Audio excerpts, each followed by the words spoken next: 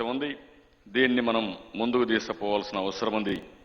ఇవి కాకుండా 3 ఫీల్డ్స్ని మనం 3 ఎయిర్పోర్ట్లని గ్రీన్ ఫీల్డ్ ఎయిర్పోర్ట్లు తీసుకుంటున్నాం.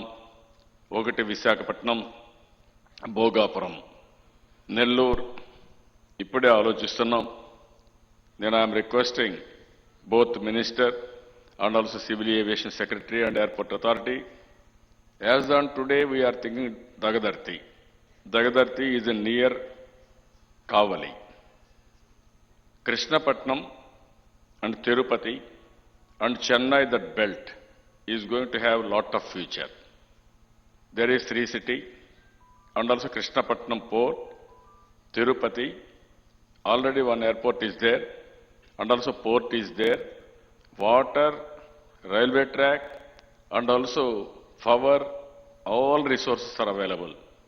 It is going to become another Shenzhen, which is developing in China. That type of potential is available there. Even Government of India, Niti Aayog has come in the recent past. They studied very well. They told me that they are going to put it before the cabinet and also before central government for taking up that area. Here I am requesting Honorable Minister and also Honorable Secretary, all of them, please think over, instead of Dagadarthi, if you keep it in Krishnapatnam itself, then there is a lot of future for that airport. That is what I am requesting them. Even I am requesting my Jain, who is looking after infrastructure, to pursue with the Government of India and also Civil Aviation Minister. Now I am very happy. ఇక్కడుండే రైతుల్ని మనస్ఫూర్తిగా అభినందించాలి. ఒకప్పుడు విజయవాడలో cooperation తక్కువ ఉండేది. అప్పుడు నేనంతా కూడా వచ్చినప్పుడు నేను ఆ మాట చెప్పేవాడిని. విజయవాడ డెవలప్ కాకుండా పోవడానికి ప్రధానమైన కారణం ఇవన్నీ ఫెర్టైల్ ల్యాండ్స్. ఇక్కడుండే రైతాంగం అటాచ్మెంట్ విత్ ల్యాండ్. ఎంచోపోయినా ఏమొచ్చినా పర్వాలేదు, నా భూమి మాత్రం నేను ఇవ్వను, కాబట్టి ఈ భూమి నాకే కావాలి అనే అటాచ్మెంట్ ఉండేది. నేను అనేక సార్లు చెప్పాను, భూమి లేకపోతే ఆకాశంలో డెవలప్మెంట్ చేయలేం, మీరు కూడా ముందుకు రావాలి అని చాలాసార్లు చెప్పాను. ఈరోజు ఈ ప్రాంతంలో చాలామంది ప్రపంచంతో వెళ్ళారు. హైదరాబాద్లో ఉన్నారు, అమెరికాలో ఉన్నారు, లేదంటే బెంగళూరులో ఉన్నారు. మీరు ఏ ప్లేస్ తీసుకున్నా ఆంధ్ర ఆంటర్ప్రెన్యూర్స్ బ్రహ్మాండంగా పోయి డెవలప్ అయ్యారు. దానికి కారణం అక్కడ ల్యాండ్ కానీ అవకాశాలు కానీ అవన్నీ వచ్చాయి. ఇప్పుడు అవకాశాలు వచ్చాయి కాబట్టి ల్యాండ్ కూడా ఇవ్వాలని చెప్పి నేను చెప్పినప్పుడు నేను చాలా ఆనందంగా గర్వపడుతున్నా. మొట్టమొదటిది మీరు చూస్తే మన రాజధాని. ఆ రోజు అందరం కూడా దిగులు పడిపోయాం. ఒక మాటలో చెప్పాలంటే ఇప్పుడే వెంకయ్యనాయుడు గారు ఒక మాట అన్నారు, పాత రోజులు గుర్తు చేసుకోవాల్సిన అవసరం లేదు, భవిష్యత్తు గురించి ఆలోచించుకుంటూ ముందుకు పోదామని. నేను ఆ రోజు ఈరోజు చెప్తున్నా, పాత రోజులను ఒక్కసారి గుర్తు చేసుకుని మనకు జరిగిన అన్యాయాన్ని ఒకసారి నెమరు వేసుకుని కసిగా ముందుకు పోతే ప్రపంచంలో సాధించలేనిది ఏది లేదనేది నా ప్రగాఢ విశ్వాసం. అందుకే జూన్ 2వ తారీఖున ఇప్పుడు కూడా మీరు గుర్తుపెట్టుకోవాలి, ఇటలీ రిపబ్లిక్ డే. అదే రోజు మన బైఫర్కేషన్ డే.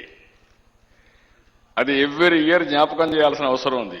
ఒక విధంగా మనుషుల ఆలోచన విధానానికి కూడా ఒకసారి బాధ కలుగుతుంది. వాళ్ళ ప్లెజర్ కోసం ఆంధ్రప్రదేశ్ని డివైడ్ చేశారు, ఒక పద్ధతి లేకుండా చేశారు. అందుకే నేను చెప్పాను, ఈ రాష్ట్రంలో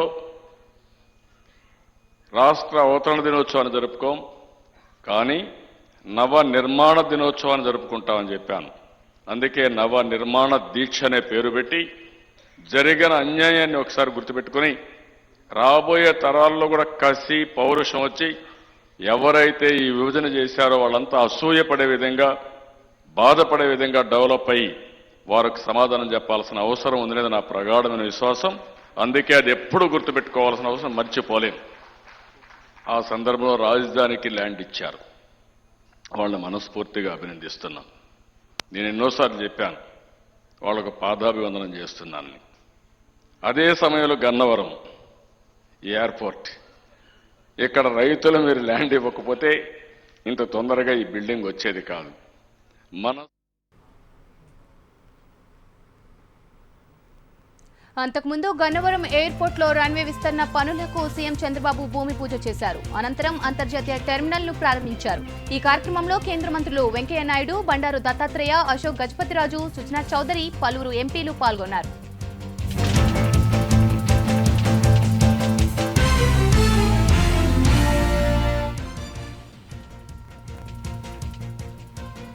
గన్నవరం ఎయిర్పోర్టు పేరును అమరావతి ఎయిర్పోర్టుగా మార్చనున్నట్లు కేంద్ర మంత్రి అశోక్ గజపతిరాజు వెల్లడించారు. ప్రపంచంలో 3వ అతిపెద్ద విమానయాన రంగ సంస్థగా భారత్ విమానయానాన్ని నిలిపేయడమే లక్ష్యమని ఆయన చెప్పారు.